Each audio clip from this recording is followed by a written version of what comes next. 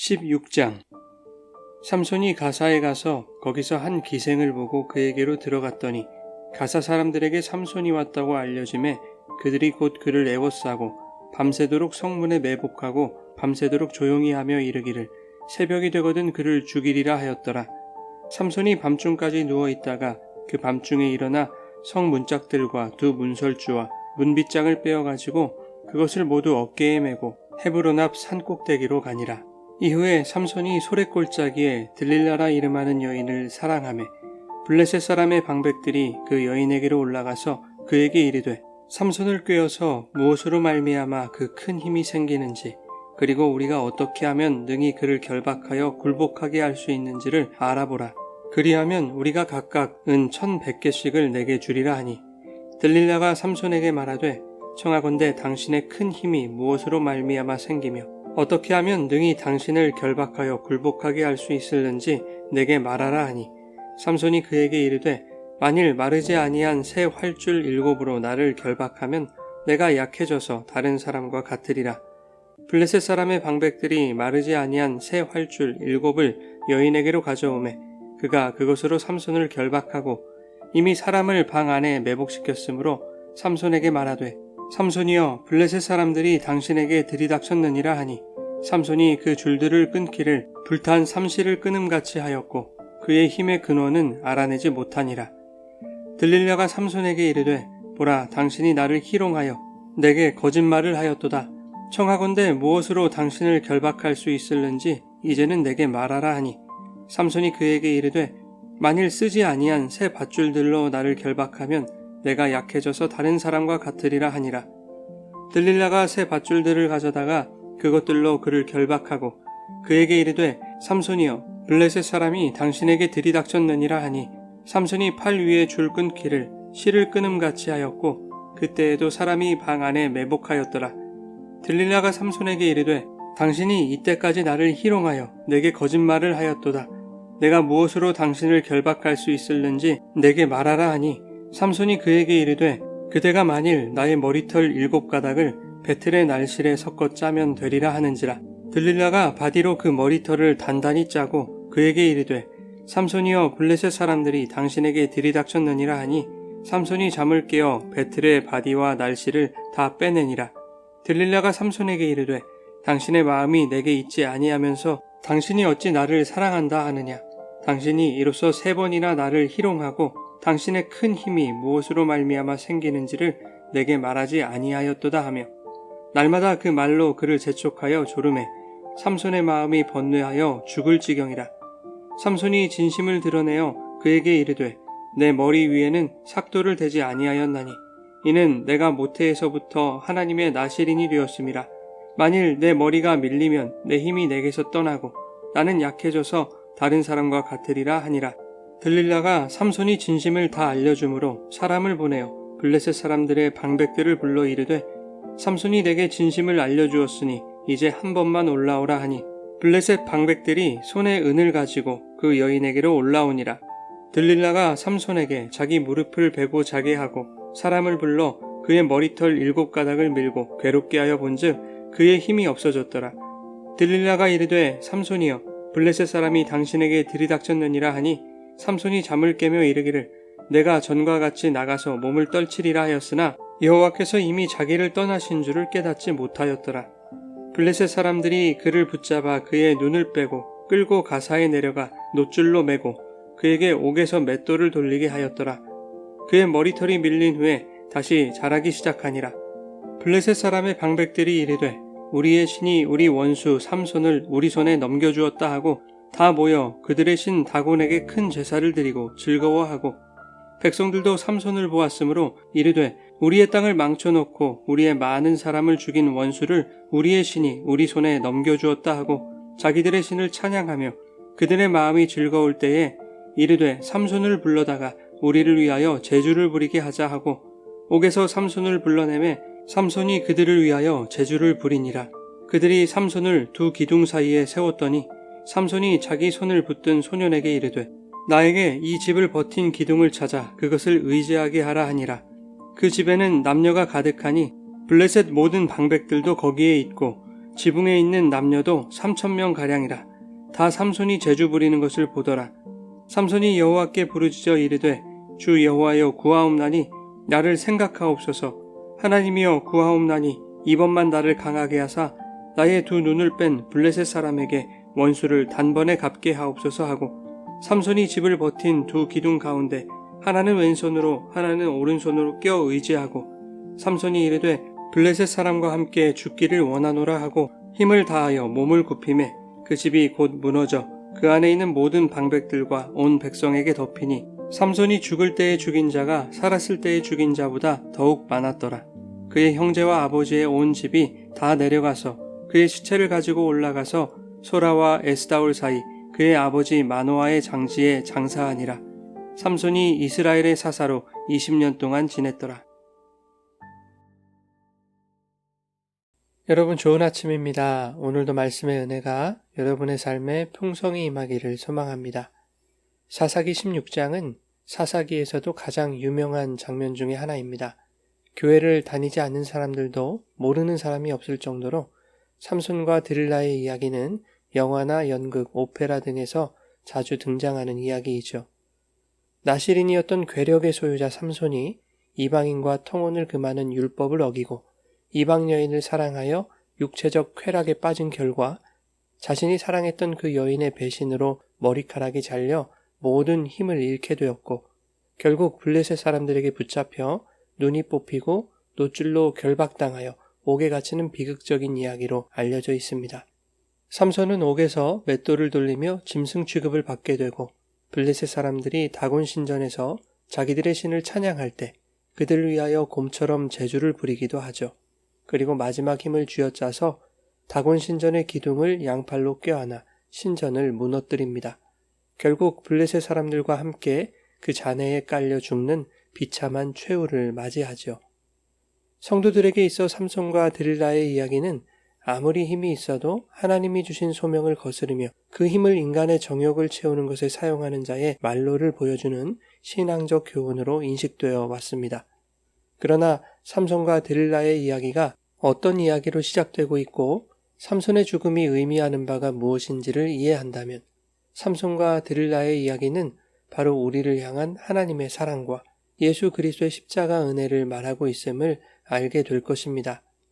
본문 1절을 보면 삼손이 블레셋 사람들이 거주하고 있는 가사라는 지역으로 갔고 거기서 한 기생에게로 들어갔다라고 말하고 있습니다. 이것은 삼손이 자신의 육체의 쾌락을 채우기 위해 기생과 동침했다는 뜻이 아닙니다.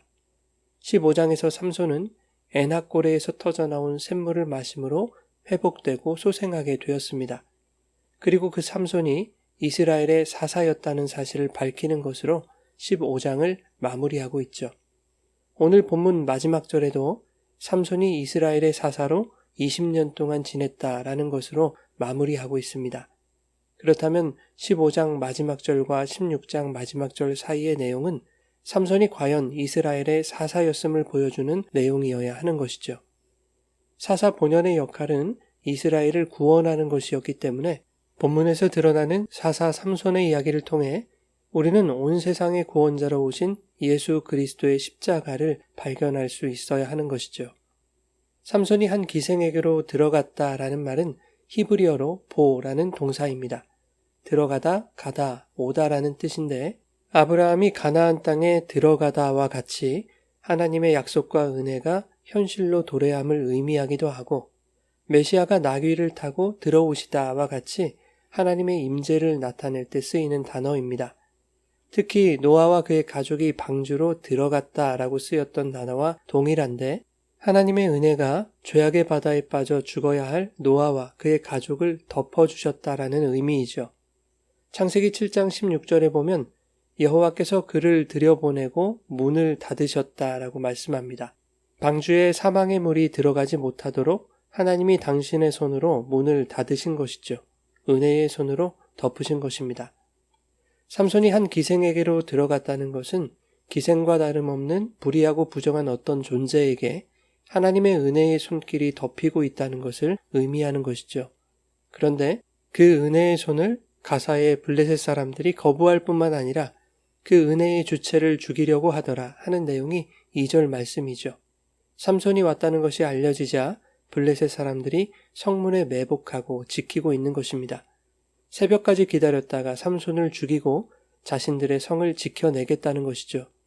그러나 3절에 삼손이 새벽에 오기 전 밤중에 블레셋이 매복하며 지키고 있던 성의 문짝들과 문설주, 문 빗장을 빼어 어깨에 메고 약속의 땅인 헤브론의 산 꼭대기로 그것을 옮긴 것입니다. 진짜 성은 여기가 아니라 하나님이 약속하신 그 땅이어야 한다는 것이죠.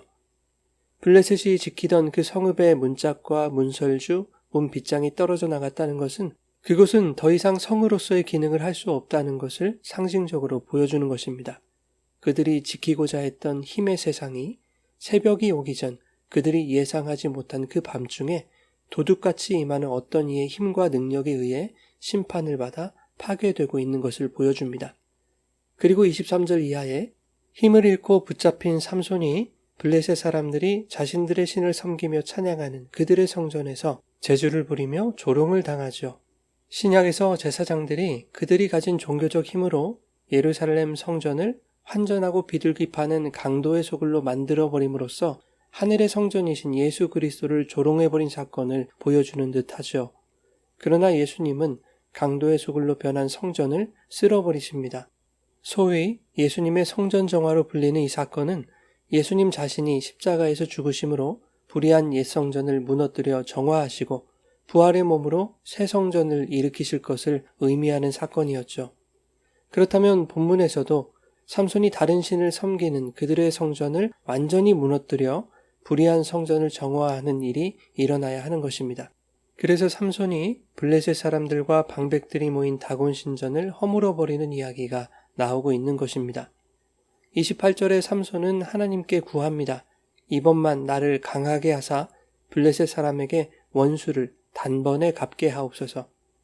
한편 22절에 보면 삼손의 머리털이 다시 자라기 시작했다고 말하고 있죠.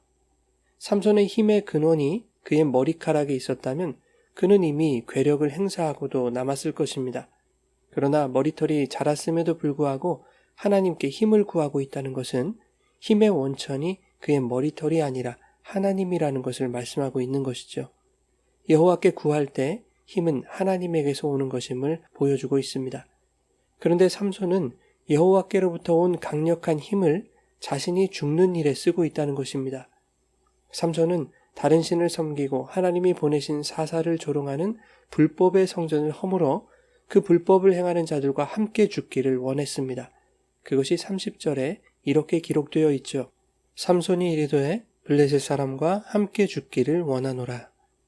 28절에 블레셋 사람에게 원수를 단번에 갚게 하옵소서라고 말하고 있는데 이것은 하나님의 원수요 교회의 원수인 죄에 대한 원수를 단번에 갚으신 그리스도의 십자가 사건을 모형하고 있는 것입니다.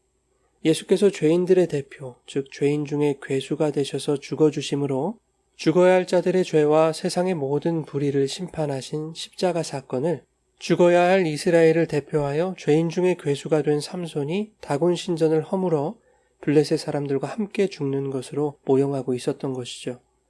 삼손의 이러한 죽음은 본문 서두에 성 문짝들과 문설주, 문 빗장을 빼어 헤브론으로 옮긴 이야기가 의미하는 바가 무엇인지를 확실하게 보여주는 것입니다.